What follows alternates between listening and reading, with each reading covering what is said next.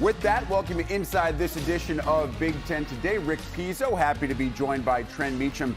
Hard to believe, in 2 weeks' time, we'll be traveling on our way to Minneapolis for the Big Ten men's tournament in the Twin Cities for the first time ever. This season has flown by, and I think it's been as unexpected, as inconsistent, as unpredictable as any season we've seen in years past. And that's part of what makes college hoops so great. We got less than 2 weeks left, as you said, Rick, and a lot could happen in terms of the conference race, buys, double buys in the Big Ten tournament.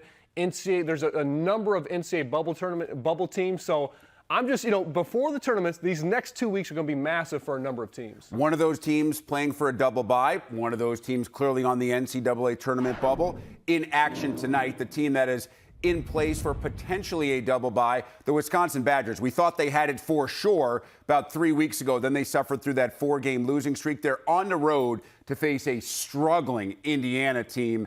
Penn State travels to Iowa. The Hawkeyes had a chance, had they beaten Illinois last weekend, to really solidify their spot as a team that would be in conversation for the NCAA tournament. Lost that game. Now at home against Penn State, it's kind of a must-win. Let's start with Wisconsin. Where are you on the Badgers? They seem to solve some of the defensive issues that they suffered through during that 4-game losing streak, but I think it was a little bit of fool's gold for us to believe that they were going to be able to keep up that offensive pace that they had early in the Big Ten season when they were scoring 85-90. Well, I actually think they need to get back to more pace offensively. The month of February has been bad for them. They've only won 2 of their last 7. I don't think they played well even in those wins over Maryland and Ohio State. I would go back to late January. They put up 81 points in a win against Michigan State.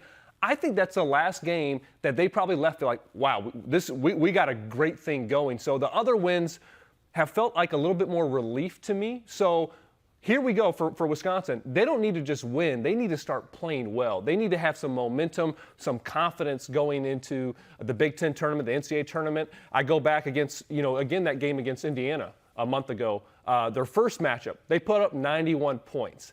I think defensively, they've gotten a little bit better, but offensively, they need to play with more So what pace. was happening when they were scoring 85-90, when they dropped 90 on the Hoosiers? What were they doing that they haven't been doing through most of February? Well, one, they've shot the ball better. I mean, Klesman in that game had 26 points. He's really he was great there for a stretch. He's struggled in recent games, although last game 16 points. So I love to see him knocking down shots because that's crucial. Have not shot the ball well. They have good shooters. Chucky Hepburn's been a bit more aggressive. Stephen Crowell's been a bit more aggressive. I really like that. Blackwell, was banged up a little bit, but he's back on the court. Sejan is a guy that can give them some points off the bench. So I think shooting, I think playing faster, even that win against Maryland, they put up 74 points, okay, because they have some balance offensively. That's why they're a good team. But 6 assists, 12 turnovers, only 4 made 3. So I want to see more pace from this Wisconsin team. Doesn't mean they have to shoot fast, but they need better ball movement, player movement, so they're not so stagnant to get a higher quality look consistently. So based on what you've seen recently, do you have less faith in Wisconsin heading into the tournament, or are they a team like Illinois where maybe getting outside of the Big Ten actually helps their chances of advancing? I got faith in them, Rick, okay? But I do want to see them play better. I want to see them not just – they need to get some wins, but they need to play well here down the stretch. They need to see the ball go in. And for Greg Gard, managing a deep team, he hasn't had to do that in recent years. So finding the right rotations, who's playing well in critical moments, who to insert to maybe change things up, I think that'll be critical. And look, playing at Indiana, I don't, as bad as Indiana's been playing, I do not think this game is going to be easy. Indiana has 3 NBA-level guys in their front line, and, Renew had a great game against them the first game. Khalil Ware did not play in that game, so I think this will be a different ball game. Indiana has to get better play out of its backcourt. It's that simple. Yes, Renew and Ware can do a lot down low, but especially against Wisconsin, you have to take advantage of what you hope is going to be a little bit of an athletic edge on that side. I just think for Wisconsin, you look at the beginning of the year, they had a guy. A.J. Storr was the alpha. And then we had some times where Tyler Wall was the alpha, and then you had that Max Klesmit stretch of 3 games where he was the guy. I know that some teams operate that way. I actually believe that Wisconsin will be at its best when A.J. Storr is the guy, when he's the alpha, when he's being ultra aggressive. I think it's okay if Tyler Wall and Steven Crowell and Max Klesmit are role players to A.J. Storr's star player. That's a good one. I think A.J. Storr's another year or two away from being an All-American type of player. I think he has that ability. Is he that now? I don't know, Rick. I will say, though, I don't disagree with you. In Wisconsin, in moments, critical moments, when they need a bucket down the stretch, who gets it? They've done a great job of getting him with a quick action, with some space, attacking the basket. And to your point, I think that's what I'm talking about in terms of pace, quick hitters, being assertive. I think they could do that more with A.J. Storr. Yeah, he's a guy that likes that pace. Yes. That I think when he's like a Terrence Shannon Jr., when he's able to get up and down the floor, he's more aggressive. Quickly, before we leave this game on Indiana, I mentioned this to Rafael on Monday. I believe this is a show-me game for Indiana, not about whether you can compete with Wisconsin and the rest of the teams on your schedule. It's a matter of knowing you're not going to the tournament. Do you want to compete as hard as you can? You've lost 8 of 10. In those losses, you've given up 82 points. You have a negative rebounding margin in conference play. And show me, right? This is about pride. This is about heart. You're at home. There's no reason this team should not be better defensively. There's no reason they should not be better rebounding. A lot has been made about their three-point shooting. Look, they're not a great three-point shooting team. But that's no excuse for not being a very good defensive team. When you look at their size, when you look at their athletes, they got to be better defensively, rebounding, and that's about heart, that's about effort, that's about pride. Yeah, it's rare when a road win inside the Big Ten doesn't do a lot for you in terms of your NCAA tournament resume, but that's actually the case for tonight for Wisconsin, almost seen as a must-win game if they want to have a chance to be a top 4 or 5 seed in the NCAA tournament and to keep alive their hopes of getting a double bye in the Big Ten tournament. The other game on the Tuesday schedule is fascinating to me because Iowa had those nice wins, Wisconsin, Michigan State. Suddenly, you're back on the bubble. Then they lose to Illinois in a game which was really tight until the Illini pull away late. Now you come back home.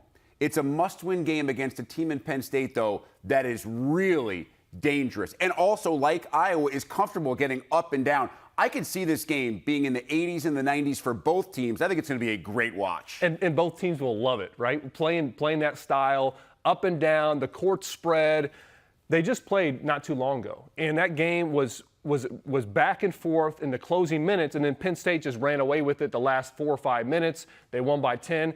Ace Baldwin was a difference maker. He had 18 points at second half. I think Ace is the smartest player in the league, and he can control the game. He can dictate the tempo offensively. He does a great job of finding the right guys. I heard John Beeline here Sunday night talking about their 2 wings, Zach Hicks, averaging 15 a game over the last 7. Hicks is really good. I mean, can really shoot the ball at 6'8". Nick Kern, he had 22 against Illinois. Those 2 wings, they complement each other so well. And Ace knows who to get the ball to, when to get the ball to, when he needs to step up and get himself going. He had 23 points, 6 assists in their last game. So they're playing very well. They have one of the best leaders, I believe, in the country in Ace Baldwin.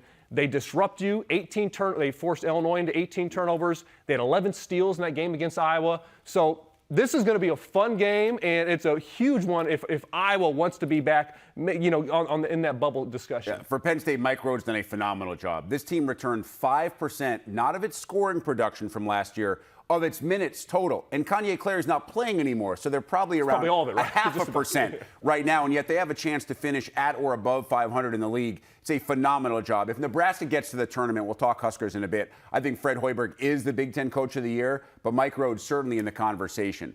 Iowa, though, is the more intriguing team in this game because they have a chance to get to the tournament.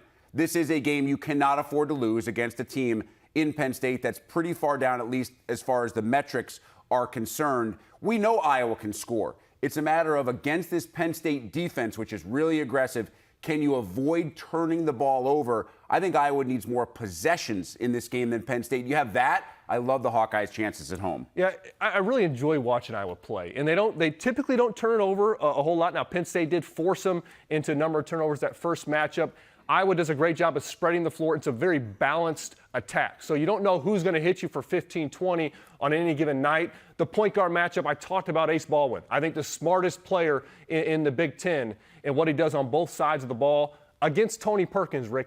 That's going to be such a fun matchup tonight.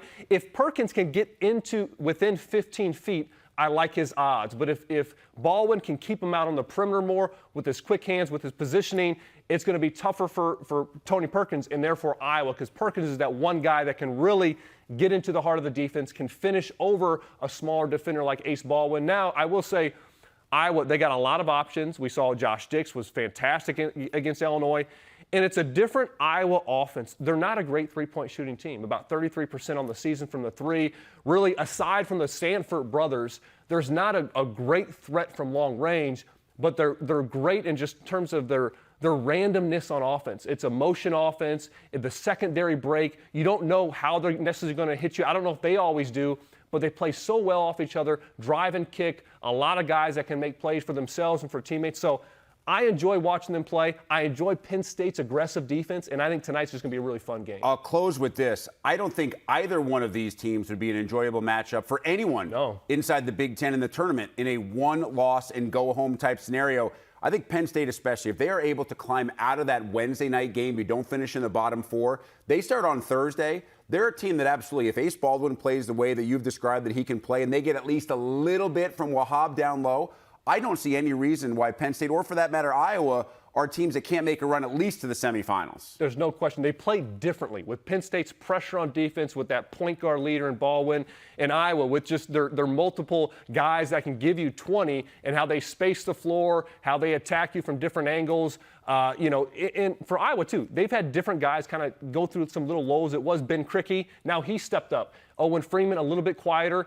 If they can get all these guys really hot at the right time, they're going to be very, very dangerous. Penn State, Iowa, you can see it right here on the Big Ten Network tonight. It is a 9 o'clock Eastern, 8 local time tip-off from Iowa City.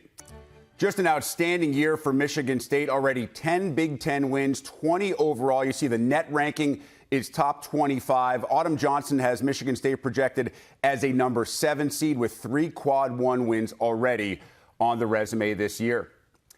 And with that, it is time for today's big interview as we head to East Lansing. Welcoming first-year head coach Robyn Fralick. Robyn, first and foremost, we appreciate the time. It has been a terrific year so far, so congrats to you and the Spartans on everything you've accomplished.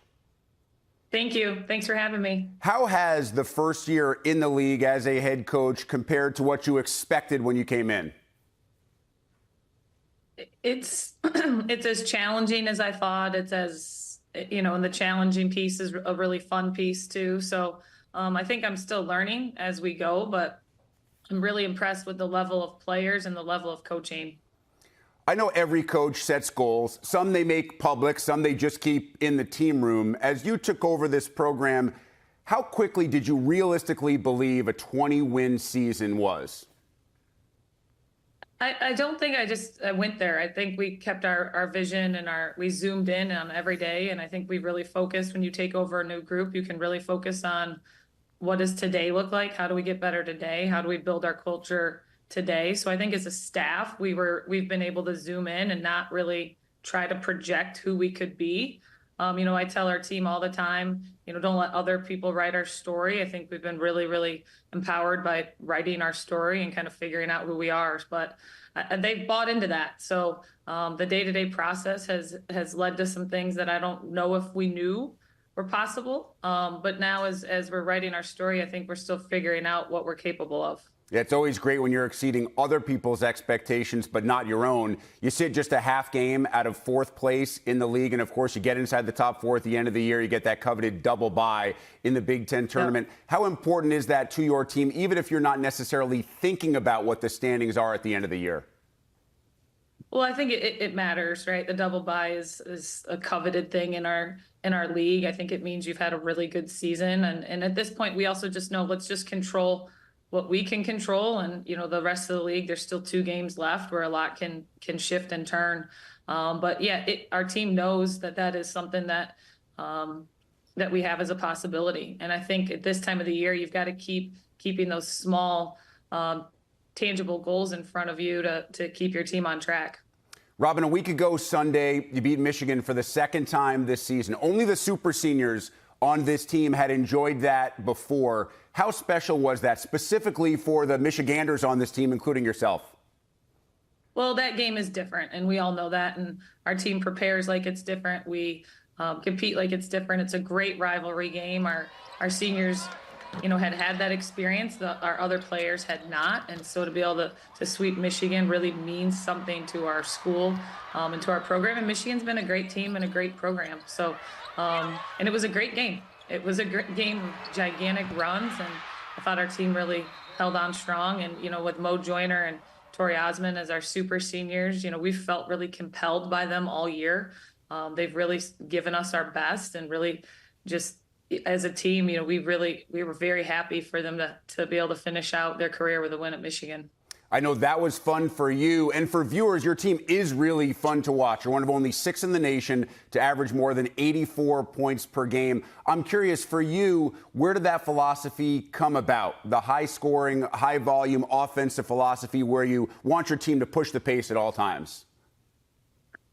Well, I think the game of basketball is really fun when you get a group of people to play together. And the reality is when you can get 5 people to make the right play and make the right pass and share the ball, good things happen. And it's funny. Yesterday we were watching film, and I was telling them how I watched I was at my 10-year-old son's tournament on Sunday.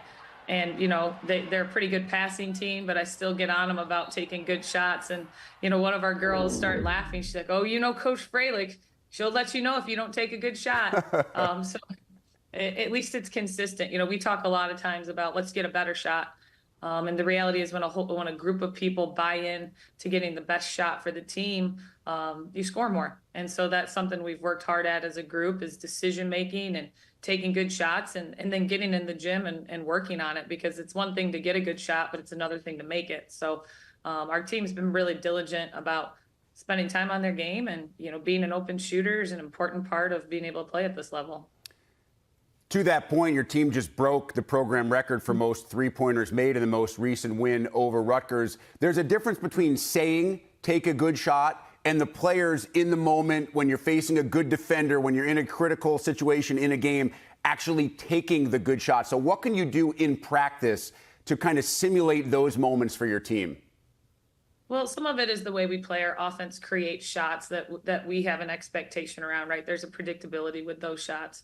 And the other thing is being able to make them. And then we talk a lot about a good shot, and I just, in practice, it's a consistency piece of get a better shot. If we don't take a good shot, or we take a shot when we've got 2 on us, or when helps come, I just get a better shot.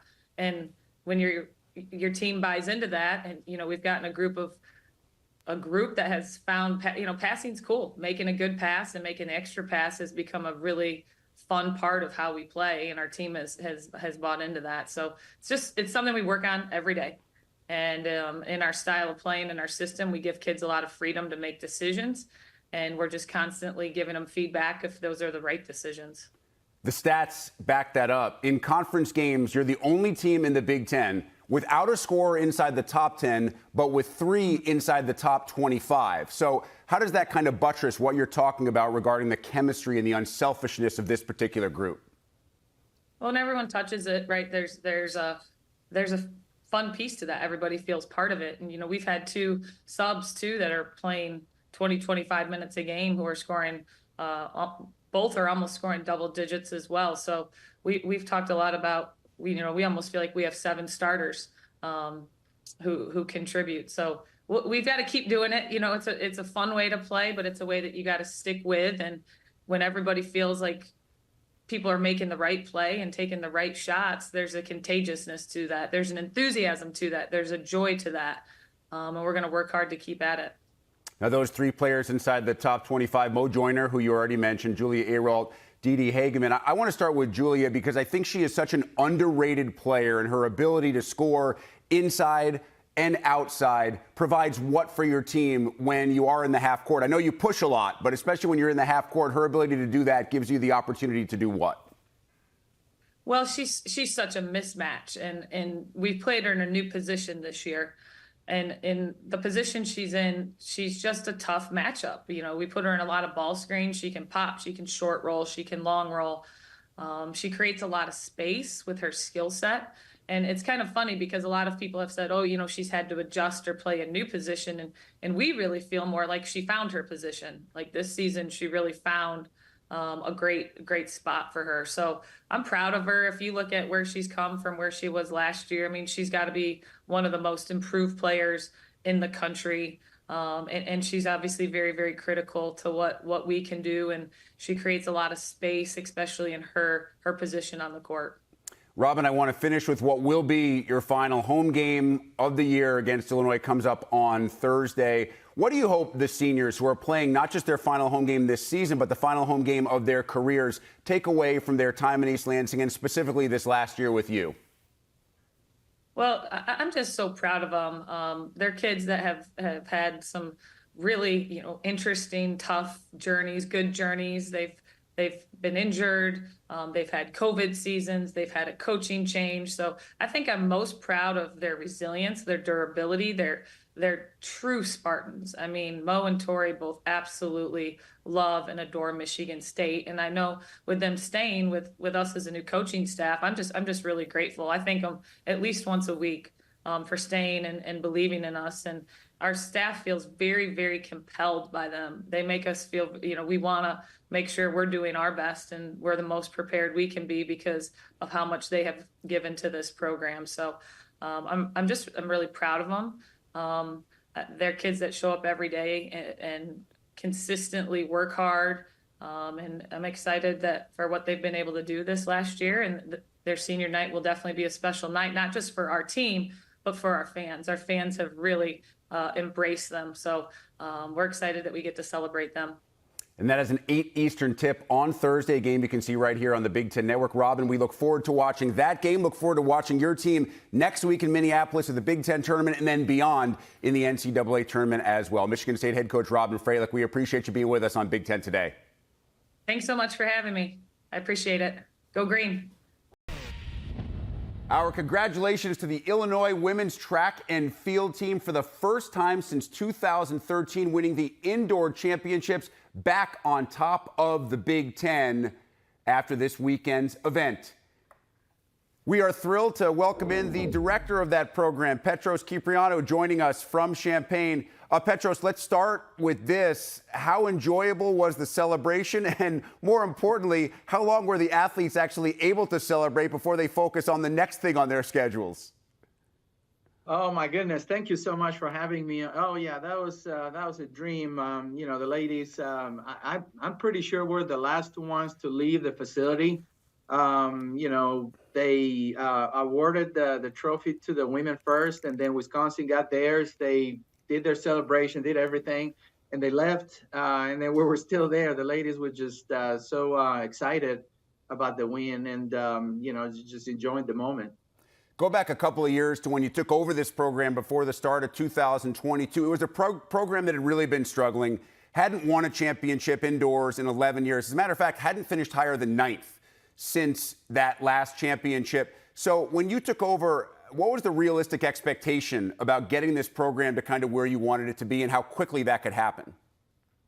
Yeah, I mean, for me, there was never such a definition as a realistic expectation. I'm always been a dreamer and a overachiever in a way. I took this job because I saw in Josh Whitman's eyes the desire and the willingness to bring every program on campus back to the top or be contending for championships. And I knew this place was a sleeping giant per se. My staff and I went out and recruited and tried to work in silence as much as we could to bring in the right players to be able to contend for something like that. And the ladies believed. I mean, they've seen it, they believed it, and they did it. So, that was really our expectation from day one. And to be honest with you, I've always been more of a nationals NCAA championship pursuer per se, but they say when you shoot for the stars, you land on the moon or something like that. But landing on this kind of moon in the Big Ten, it's been amazing for the whole community here, the student body, the administration, everybody supporting this program. It's been amazing. For anyone that has ever been to a track and field championship, so many disciplines going on at once. You have to keep your head on a swivel. Keeping track of the score is almost impossible. So at what point over the course of the weekend did you feel like this was in your grasp? Oh, my goodness. This was it wasn't over until really the 5K. I'm sorry, the 3K in the end. We were going back and forth with Penn State. I mean, they've gained some major ground after day one with some mishaps by another school in the pentathlon, and then they did great in the 5K. So I knew that we have some solid gamers come day two. I mean, obviously the high jump and the 200 were our big firepower, and I thought it will come down to the 4x4 relay, but thank goodness it didn't, because the ladies were pretty tired after tripling basically than the 60 to 2 and the 4x4. But I felt that what Hallie did at the 3K really solidified the win, and we were really excited at that moment. So. You mentioned the high jump. Barasadzhtakova not just wins the high jump, but ties the indoor record. How impressive was her performance? Oh, that was amazing. That's an athlete that went through a lot. She transferred to us from Texas A&M. The funny thing is, I had signed her at my previous institution before I left. And then when I left, she went to Texas A&M, and I guess it didn't go the way she hoped. And she still trusted our talks and her vision and where she wants to be, and she came to Illinois without thinking twice, and this is nice to see her back at top and breaking a school record, a very old record that between her and her teammate it will go back and forth, 188 to 189. And love to see all of these ladies that transfer in to accomplish their goals, and they feel happy doing this sport again, and epitomize it with the championship this weekend. Daria Sapova was crowned champion in the triple jump, and even for track and field novices, that is such a fun event to watch. What's the key to success in the triple jump? Oh yeah, triple jump is arguably the most technical event in track and field, or arguably one of the most technical events. It requires obviously speed and really an amazing technique where you learn how to hit the ground with maximum speed, like hop. You got to be able to hop off your first phase, which scientifically it can be anywhere from 7 to 10 times your body weight. So you got to be extremely strong and able to utilize that speed to get you to the next phase. So she's another person that transferred from Texas, didn't perform the way she wanted to, and she came here, and now she's living this kind of success and being happy doing her event again. But indeed, the triple jump is an amazing event to watch. You mentioned your team's strength in the 200, and that was Jessica McDowell, the third individual champion. She runs the 200 in just over 23 seconds. How hard is it to accurately describe to the layperson how fast that pace is at half the length of an Olympic oval? Oh yeah, it is a very fast race, and given that Jessica had run a 400-meter final about an hour prior to the 200, and she finished third with the personal best and a top 10 mark in the nation, to come back, and she was upset that didn't win it. So she had that look in her eyes. It was like, no, this is going to be mine. I'm not losing the 200, and obviously running it in the same heat with her teammates, and dropping a very fast time of 23.3. Obviously, the times outdoors will be faster. Obviously, with the angle of the track and being more warmer and having a little wind, that time should drastically drop to SAP 23. So for her to come back from a 400 final after prelims in the 200 and the 400 the previous day and capitalize with the title and being our highest scorer, it was very nice to see, especially how her year went last year, being injured basically the whole year. Just sat back in silence and worked hard and came back and took the championship. Petros, with many of these athletes having Olympic or other international aspirations, what's the balancing act of trying to peak so many different times during the course of the year, balancing the indoor to the outdoor, and what's your role and the assistant coach's roles in trying to help the athletes get there? Yeah, that's a great question, because really that's the essence of not only great coaching and timing, but the ability of the athlete to take care of their bodies, take care of business really outside of track and field training.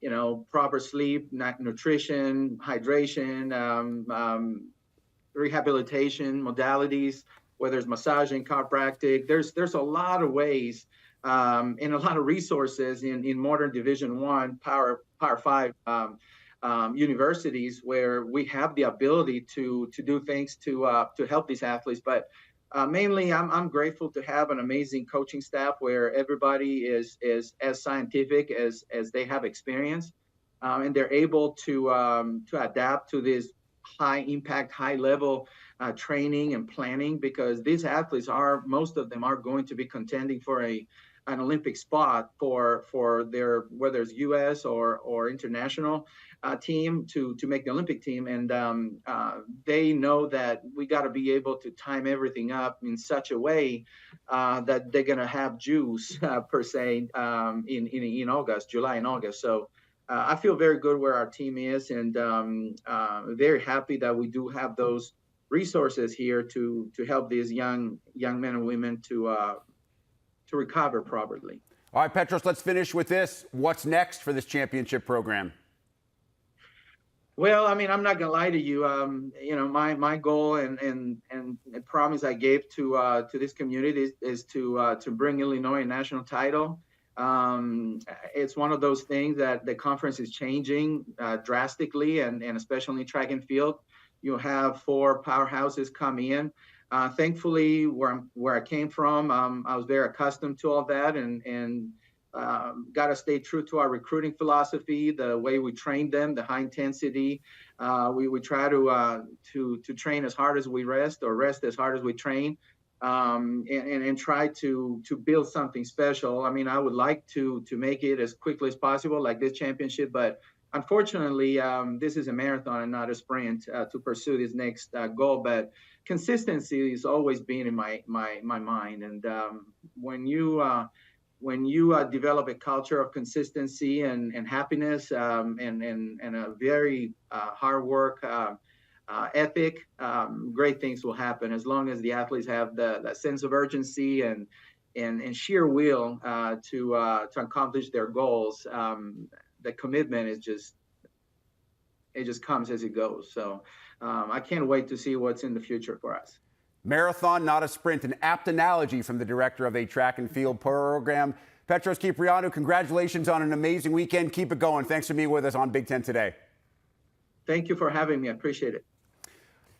Big Ten men's standings show you that right now Northwestern would pick up the 4th and final bye, double bye, not have to play until Friday at the Big Ten tournament in Minneapolis, though Nebraska, even with both Wisconsin and Northwestern at 10 wins, just 1 game behind in the loss column. That second blue line, that signifies those above, they don't have to start until Thursday. If you're below that line at the end of the regular season, your Big Ten tournament starts in the opening round on Wednesday night.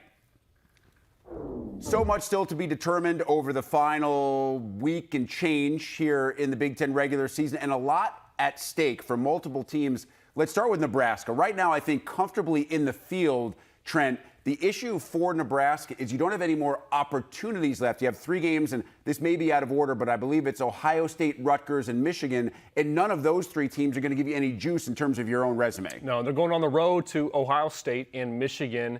This team has not played great on the road until recently. They've shown more life there, coming off 4 straight wins.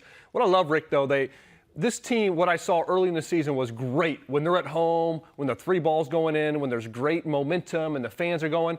But they weren't great kind of battling through adversity, at least I thought. And I thought the win against Wisconsin, where they came from behind, won in overtime, they went on the road and almost got another one from behind at Illinois.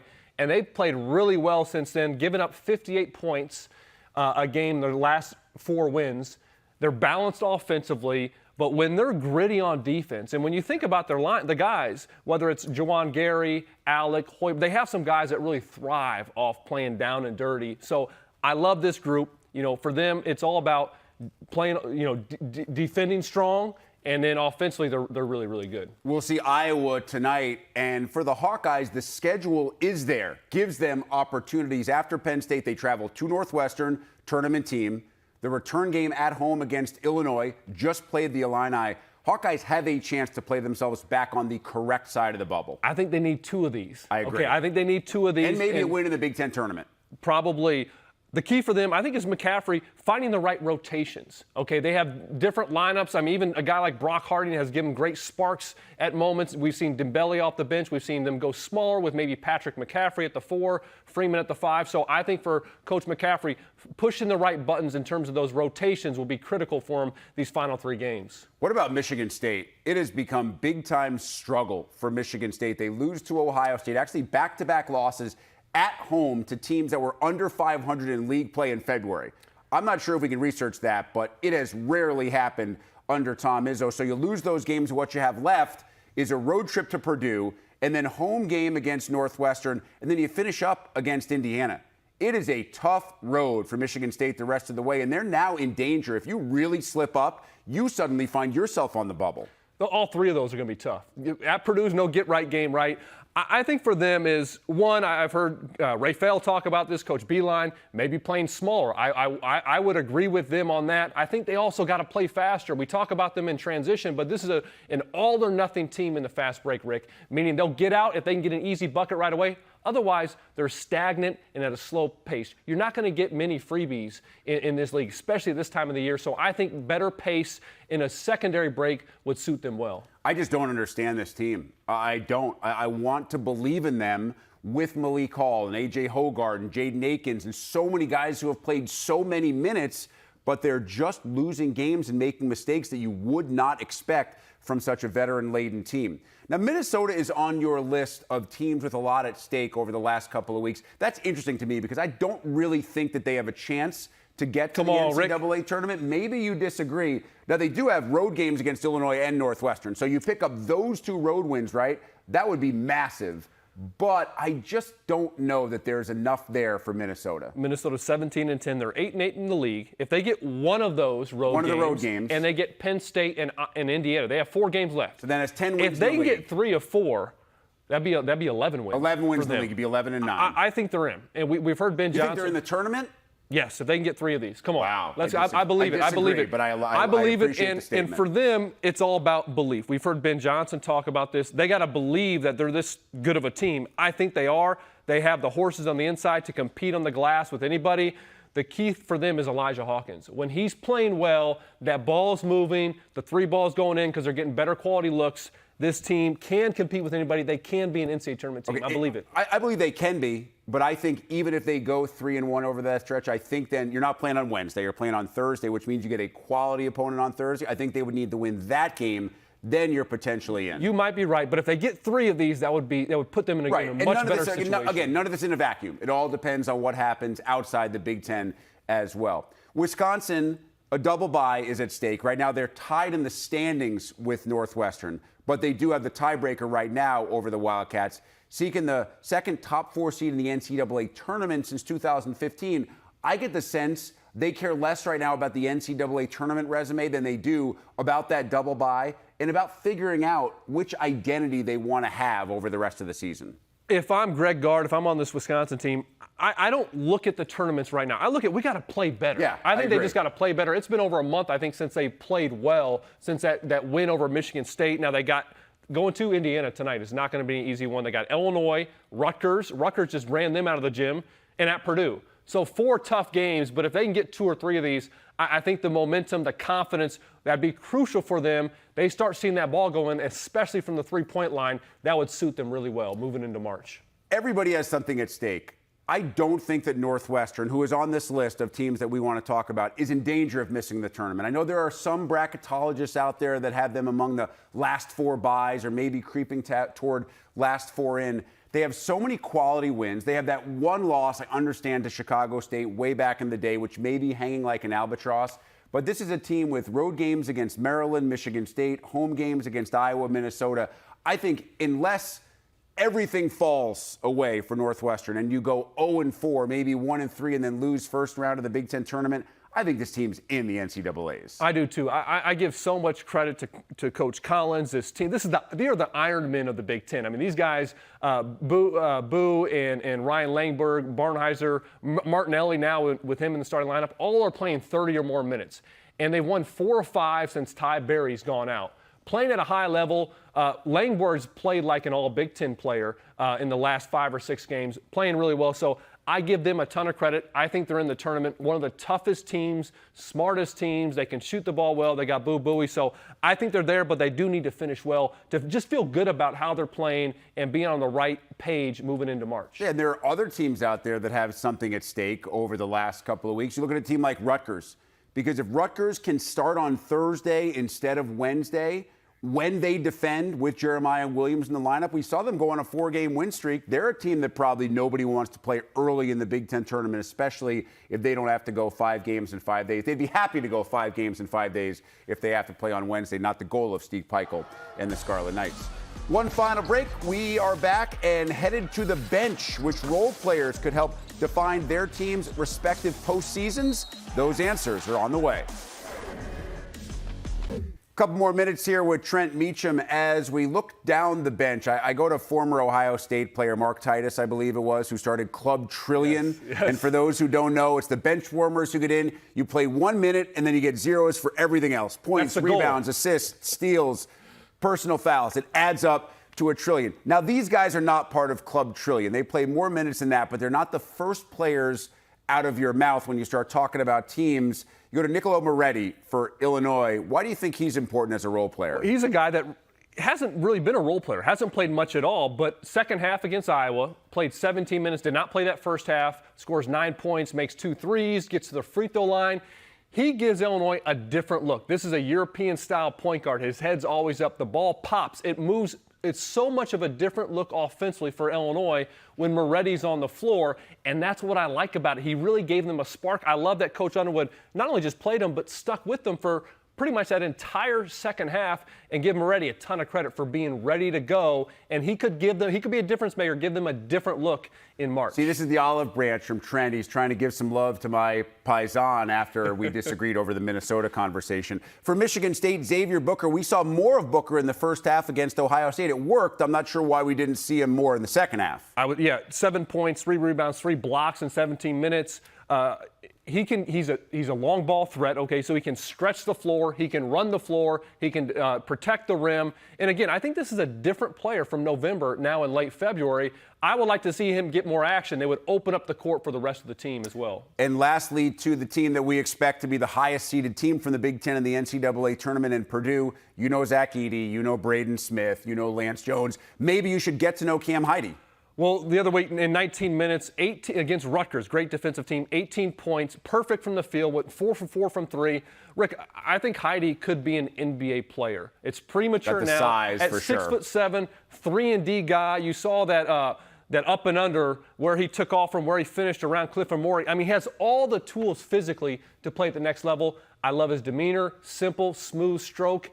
He's a guy, you bring him off the bench, man, not many teams have a guy like that. He could be a difference maker. Almost every year, the NCAA tournament sees a player that's not necessarily a superstar, that because of the exposure and the importance becomes a household name. We'll find out in about a month's time who that player is in 2024. For Trent Meacham, I'm Rick Pizzo. Thanks for the hang on this edition of Big Ten Today.